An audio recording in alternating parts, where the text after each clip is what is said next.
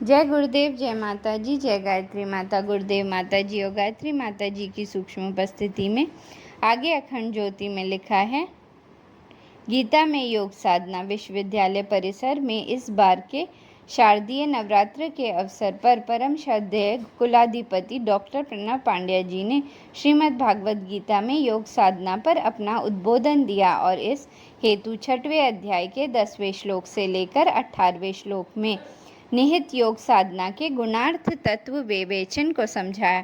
श्रीमद् भागवत गीता के इन 9 श्लोकों में निहित योग तत्व किस तरह से काव्य के 9 रसों से संबंधित है, उसका भी गहन व रसपूर्ण विवेचन इसमें किया गया। नवरात्र के इन 9 दिनों की विचारपूर्ण विवेचना का सार संक्षेप इस प्रकार है।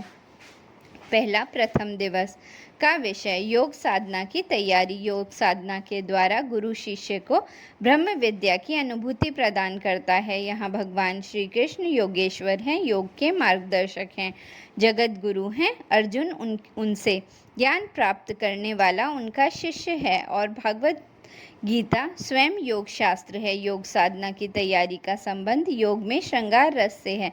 श्रृंगार रस कैसा होता है? श्रृंगार रस में होता है मिलन की उत्कंठा। जब हम अपने प्रियजन से मिलते हैं तो मिलन की उत्कंठा और मिलन में जो मन में हिलोरे और हलचलें होती हैं, उनकी व्याख्या जब कवि करता है तब श्रृंगार रस कहलाता है। योग साधना में भी कुछ ऐसा ही है। हम जिससे मिलने वाले हैं वो हमारे परम प्रियतम परमेश्वर हैं, भगवान हैं, और अपने चित्त की कालिक के कारण, मलों के कारण, भुलावे के कारण, भटकावे के कारण ये वियोग बड़ा लंबा हो गया है, बड़ा पुराना हो गया है। इस बीच हमने भी बड़ी तकलीफ पाई और शायद उन्हें भी हमारी याद आई होगी। तो योग साधना के लिए योग साधना की तैयारी करनी पड़ती है। योग साधना सब नहीं कर पाते।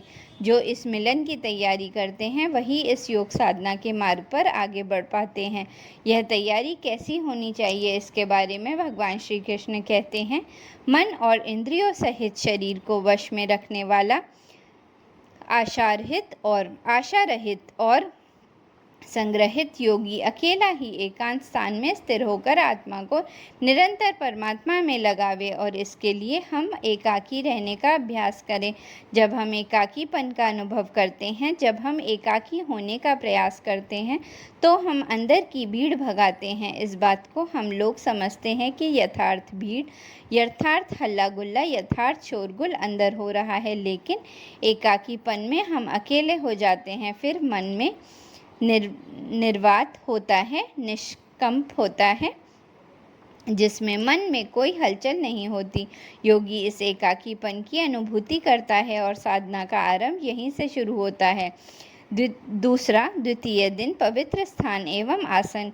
योग साधना के आसन पर स्थिर होने के लिए साधक में आवश्यक है वीर रस का भाव, क्योंकि मन की इच्छाएं, कल्पनाएं, वासनाएं आदि मन को स्थिर नहीं होने देती। इसलिए आसन पर स्थिर होने के लिए मन में दृढ़ता के साथ वीरता का भाव जरूरी है, ताकि मन को कोई डिगा ना सके। योग साधना के लिए पवित्र स्थान व आसन कैसा हो, इसके लिए भगवान श्री कृष्ण कहते हैं, शुद्ध भूमि में, जिसके ऊपर क्रमश कुशा, मृगछाल और वस्त्र बिछे हैं, जो ना बहुत ऊंचा है और ना बहुत नीचा, ऐसे अपने आसन को स्थिर स्थापन करके उसमें बैठें। जब भगवान श्री कृष्ण कहते हैं सुचो देशे, तो इसका सरल अर्थ है शुद्ध भूमि, शुद्ध स्थान। शुद्ध स्थान, इसका मतलब यह भी है अप्रभावित स्थान, यानी जो जीवन की निरंतर वासनाएं हैं उनसे बिल्कुल अप्रभावित स्थान। और इस तरह के अप्रभावित स्थान का योग साधना में गहरा परिणाम है। पवित्र स्थान जैसे गौशाला, शिवालय, देव मंदिर, गंगा यमुना आदि पवित्र नदियों का किनारा, विंध्य, हिमाचल, सुमेरु, कामदगिरी, गोवर्धन आदि दिव्य पर्वत, योगमठ, सिद्धपीठ, किसी योगी की तपस्थली, वट, पीपल, गूलर, आम, बिल्व आदि पवित्र वृक्ष। इसके अलावा घर में भी कोई न कोई ऐसा कोना होना चाहिए जिसे हम पवित्र कह सकें, जो पूजा स्थली के योग्य हो। ऐसे पवित्र स्थल में ध्यान के लिए हमने जो आसन बिछाया, उसमें पहले क्रम से हमने बिछाया कुश, फिर बिछाया मृगचर्म और इसके बाद हमने बिछाया कपड़ा, ये एक के ऊपर एक बिछाया, फिर हम उस पर स्थिर होकर बैठ गए। ये कुश, मृगछाल और रेशमी वस्त्र क्या हैं? ये विद्युत रोधी हैं। अतः इसके कारण ध्यान में हमें जो विद्युत ऊर्जा प्राप्त होती है, यह संरक्षित रहती है, भूमि में नहीं उतरती। भगवान श्री कृष्ण कहते हैं कि ध्यान करने के लिए पवित्र स्थल का चयन हो। यह योग साधना की, ध्यान साधना की पहली आवश्यकता है।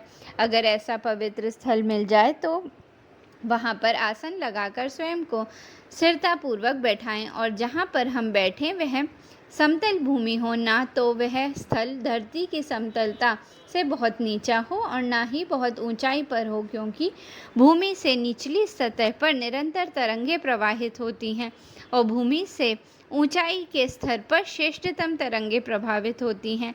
लेकिन इन दोनों की ही तरह की तरंगों को सहन करने की क्षमता योग साधना का आरंभ करने वाले साधक में नहीं होती। इसलिए भगवान श्री कृष्ण पवित्र भूमि की सामान्य सरलतम समतल सतह पर आसन लगाकर योग साधना का प्रारंभ करने के लिए कहते हैं। तीसरा दिन, तृतीय दिन, तन की स्थिरता, मन की एकाग्रता, यह इतना आसान नहीं है।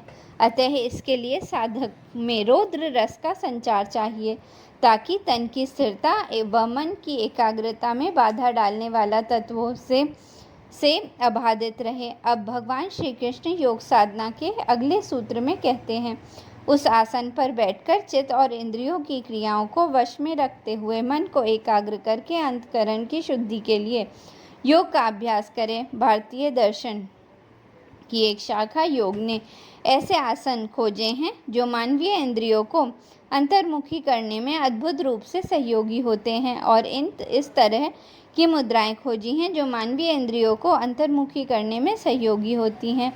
बैठने के ऐसे ढंग खोजे हैं जो मनुष्य शरीर के विषय केंद्रों पर दबाव डालते हैं, और उस दबाव का परिणाम विशेष इंद्रियों को स्थिर करना और उनको नियंत्रित करना होता है। हमारा चित्त कर्म के भार से लदा हुआ है, संस्कारों के भार से बोझिल है। संस्कारों से बोझिल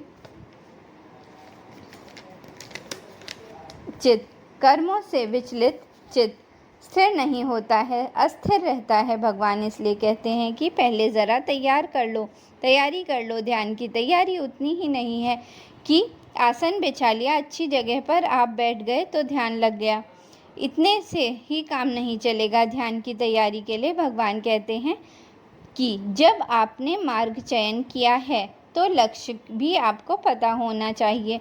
आत्मशुद्धि दय ये गंतव्य है, लक्ष्य है। आप आसन पर बैठ करके ध्यान क्यों कर रहे हैं?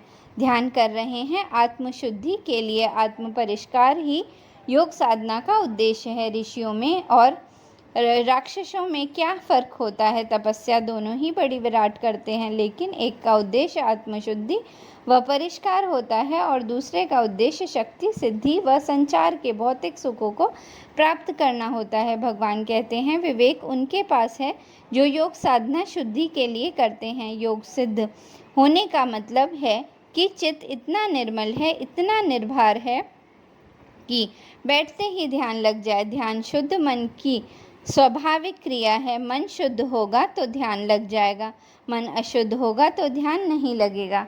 जय गुरुदेव, जय माता जी, जय गायत्री माता।